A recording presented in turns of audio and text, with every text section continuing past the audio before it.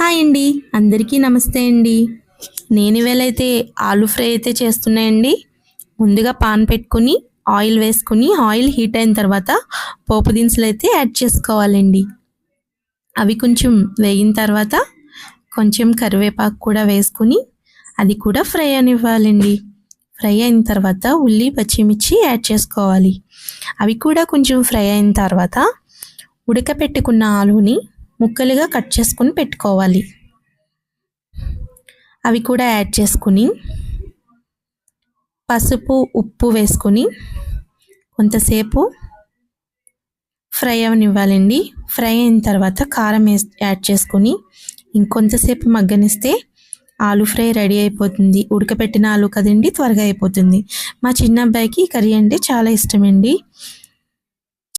టేస్టీగా ఉంటుంది ఫ్రెండ్స్. తప్పకుండా మా ఛానల్ని లైక్ చేసి సబ్స్క్రైబ్ చేయండి.